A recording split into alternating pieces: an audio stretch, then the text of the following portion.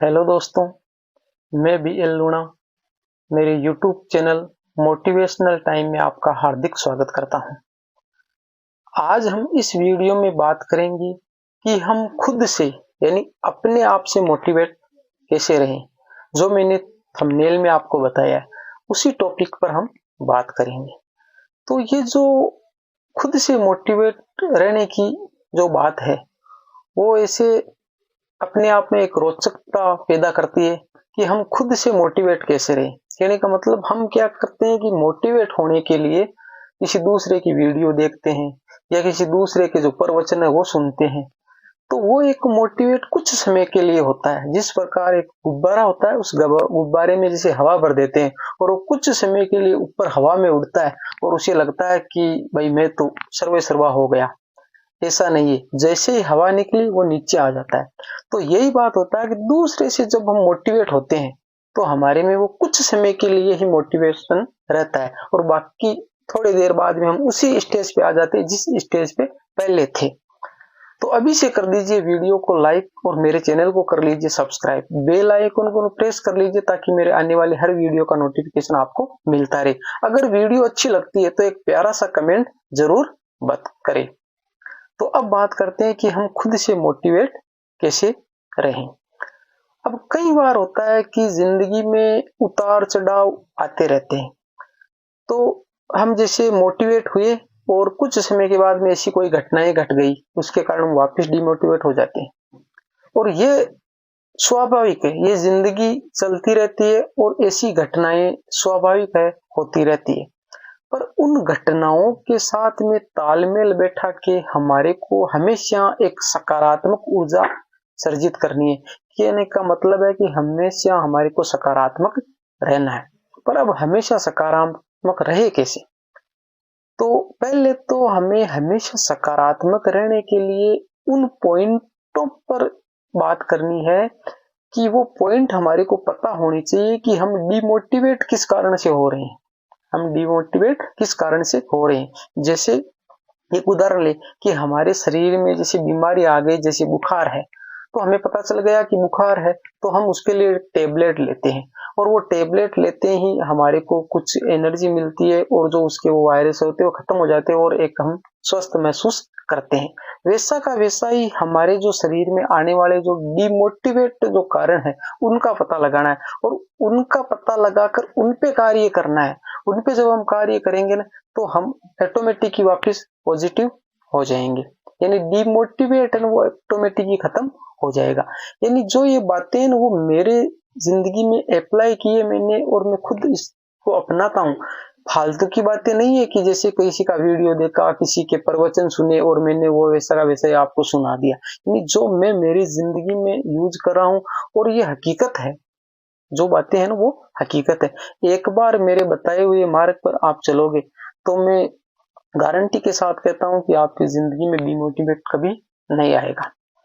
तो अब जो डिमोटिवेट होने के जो कारण है, अब एक उदाहरण लेते हैं कि जैसे मान लिया कि आप एक लंबे टाइम से तैयारी कर रही हो, लंबे टाइम से तैयारी कर रही हो, जैसे मान लिया आपने साल या 1.5 साल तैयारी कर ली और उस 1.5 साल बाद में एक पेपर हुआ आपका और उस पेपर में आप अच्छा परफॉर्मेंस नहीं कर पाए और उस पेपर को देख के आपको ऐसा लगा यार पेपर तो अच्छा नहीं आया है। कहने का मतलब पेपर तो अच्छा आया पर आपको क्वेश्चन आंसर है उसके नहीं आ रहे हैं और आप वहीं से थोड़ा डिप्रेशन स्टार्ट हो जाता है आपका और उसमें आप अच्छा नहीं कर पाते हो। फिर आप घर आ जाते हो और घर आने के बाद में सोचते हो कि यार क्या करें, पेपर अच्छा नहीं हुआ है, हमने 1 साल तैयारी की, पहले तो हमारा जो 1 साल है वो खराब हो गया और उसके साथ में कितने पैसे बर्बाद हो गए। अब हमारे पास में दूसरा कोई काम भी नहीं है, क्या करें हम, इस पेपर में तो अच्छा हुआ नहीं है।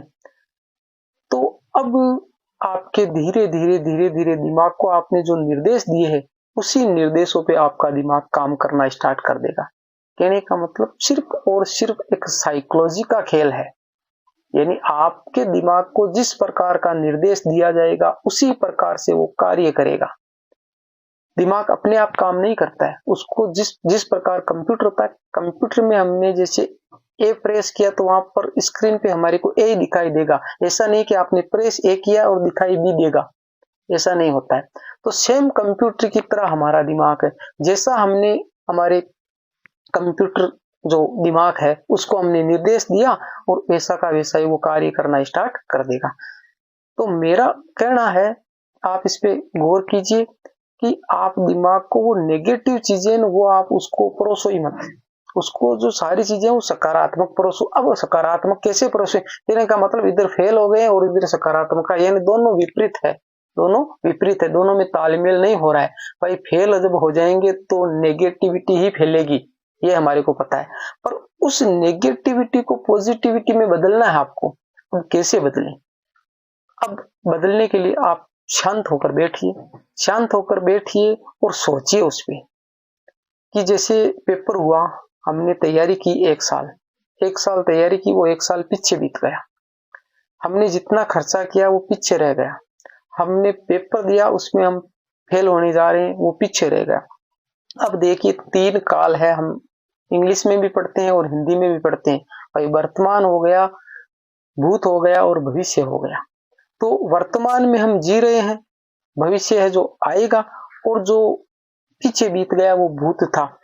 तो हमने देखा है कि जो पीछे बीत गया उसमें परिवर्तन असंभव है, यानी उसमें परिवर्तन नहीं किया जा सकता, यानी जो हो गया वो हो गया है। अब नए सिरे से हमारे को स्टार्ट करना है।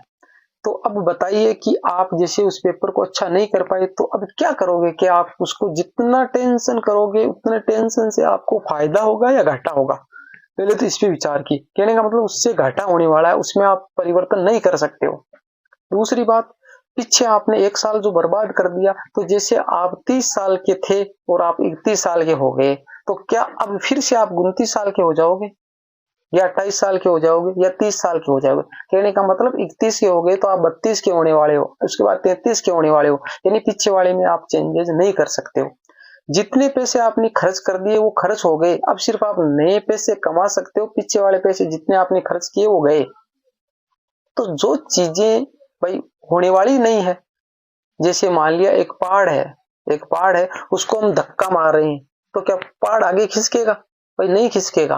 पर जैसे एक कोई व्हीकल है, बस है, उसको धक्का मार रहे हैं, तो 1 से नहीं तो 2 से उसको धक्का मारेंगे तो थोड़ा आगे खिसकेगा। पर यानी पहाड़ों को काटा जा सकता है पर उसको खिसकाया नहीं जा सकता कि भाई हम इसे खिसका देंगे। तो वैसा ही हमारी जिंदगी में है कि जो पीछे बीत गया ना, तो जैसे हमने जो घाटा कर लिया कि जैसे 1 साल हमने मेहनत की और उसका रिजल्ट हमारे को नहीं आया, हम फेल होने वाले, तो अगले साल जो नई वैकेंसी आएगी उसमें अच्छा परफॉर्मेंस करे तो उसकी पूर्ति वहां हो सकती है। जितना आपने टेंशन में जो टाइम गमाया ना, उससे ज्यादा बेटर होगा कि आप उसमें अच्छा करने की कोशिश करें, यानी आगे का सोचे कि कहाँ कहाँ कमी रह गई थी। भाई जैसे हम पढ़ रहे थे तो पढ़ाई में हमारे कौन कौन से क्वेश्चन है वो गलत हो रहे हैं, तो उन टॉपिक को वापस अच्छे से कवर करें, अच्छा सा करें, अगले जो पेपर आएगा उसमें अच्छा परफॉर्मेंस करेंगे तो वो है ना, वो जो 1 साल की कमी है वो वहां पूर्ति कर सकते हैं।